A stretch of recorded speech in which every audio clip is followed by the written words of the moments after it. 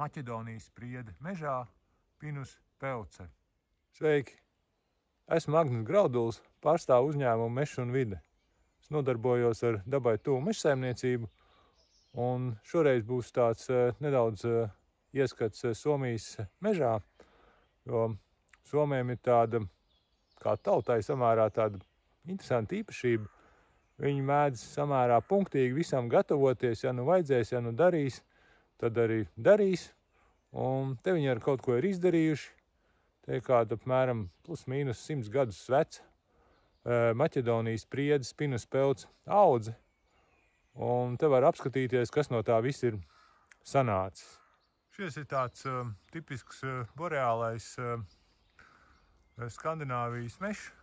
Dominējošā koku suga ir dabiski ir priede. Un tad tajā mežiņā ir kaut kāda laika apakaļ iestādītas Maķedonijas spriedes. Maķedonijas spriede ir Eiropas izcelsmes suga. Un šī konkrētā sēklas viņas ir ievāktas ar nodomu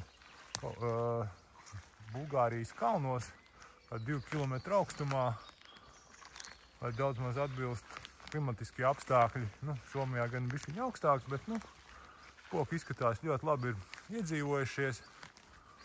Un te var redzēt, te padās ir kaut kāda parastā mūsu pazīstamā priede un Maķedonijas spriede, un izskatās, ka viņas ir principā daudz maz līdzvērtīgas augumā.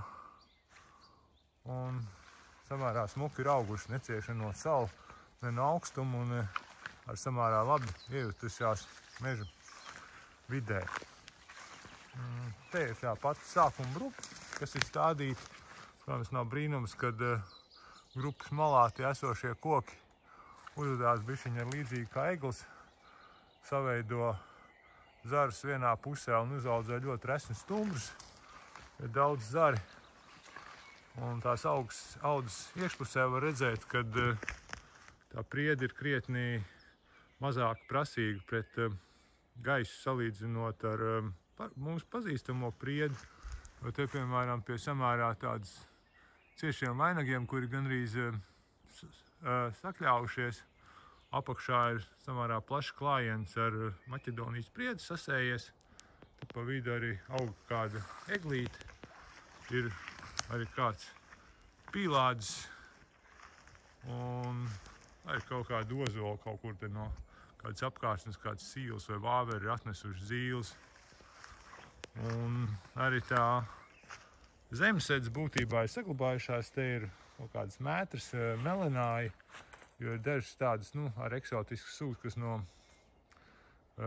Ziemeļamerikas ir vestas, kas arī tiek komerciāli audzētas ziemeļos. Viņas būtībā izslēdz visu vietējo veģetāciju, bet šis ir Eiropas koks. Viņas ļoti labi iekļaujās veģetācijā. Visi koki var sadzīvot, katram savu vietu. Un jāatzīst, ka tomēr 100 gados ir samērā smuks augums, ņemot vērā, ka te ir ļoti nabadzīga augsne. Te būtībā ir akmeņi, kur ir nedaudz apauguši ar kokiem pēc savas būtības, un viņi arī smuki aug pamežā. Un es tā domāju, ka droši vien, ka viņi varētu būt arī kaut kāds, ja kādam rodās vajadzība, ka visu egli nograužam izgrauzes, kas nebūtu brīnums, kā viņi šur tur ir nograuzti. Tad tā Maķedonijas spriede, apmēram aug tā kā egli. Viņa spēja atjaunoties pats zem sevis, kas ir samērā svarīgi. Un tāds reāls sanāk mūžīgais mežs. Te ir liela auguma koki. Blakus ir kaut kāda paauga, kas varētu būt nākošā aprita pēc lielo koku nozāģēšanas, un uz zemes ir kaut kāds pameža priede, kurai tad, kad kaut kas tas augšējais slānis aizvāksies, tad viņām ir cerība augt. Tāds smuks skujojums, samērā smalks skujs. Tā viņas aug. Te ir tāds piemērs, kur Maķedonijas priede ir nedaudz iegājusi kur blakus Priežu mežiņā. Un būtībā te tas pamatstāvs ir no priedes. Mūsu pazīstamās, tad viņi uzvedās apmēram tāpatās kā egle. Te ir kaut kādas egles. Otrais stāvs egles paauga. Un arī kādas Maķedonijas priedes. Te var saprast, ka viņa gaisma. Tādas te viņas aug. Tur ir tāda grupiņa. Un, kas ir svarīgi, jā, protams, viss natīvā veģetācija, melonā ir dzīvi. Viņi samērā tā, uzvedās kā priedi, tomēr samērā daudz laiž gaismu cauri. Un tas ir ļoti svarīgi, ja kaut kādas sugas izdomā pārvietot, lai tā suga nav naidīga pret vietējo veģetāciju.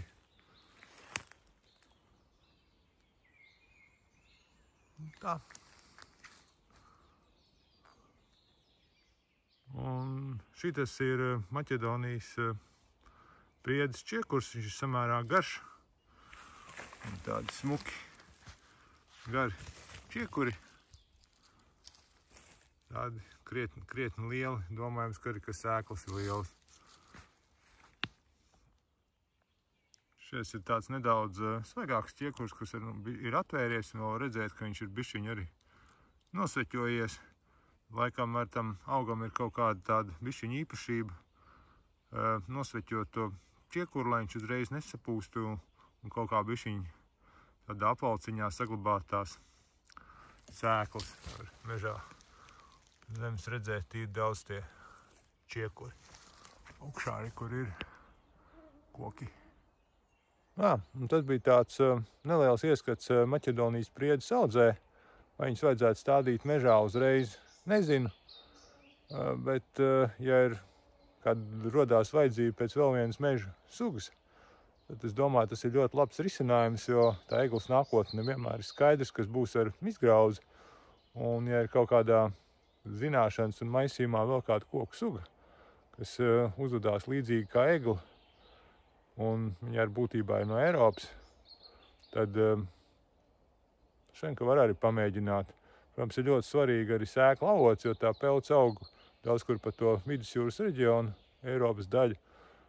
Bet, kaut kādas izcelsme ir vajadzīga tomēr no kaut kādas kalnainākas vietas, kur ir augstāks, un Somi to ir lieliski pierādījuši, ka viņi samērā tomēr skarbajā klimatā, kur ir visādi augstumi un sali, tas koks ir izdzīvojis, un būtībā tas arī ir bijis svarīgi pie tās ģenētiskās atlases bijis pašā sākumā, kad ir pareizais sēklu avots sameklēts. Tā, ja patīk šis video, tad spiežiet tur lejā laiku vai parakstaties uz kanālu. Tā, tiekās mežā.